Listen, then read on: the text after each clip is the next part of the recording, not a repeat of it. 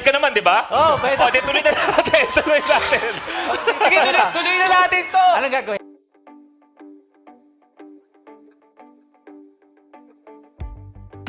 Ginulat ni Mr. Suabivong Navarro ang madlang people ngayong araw.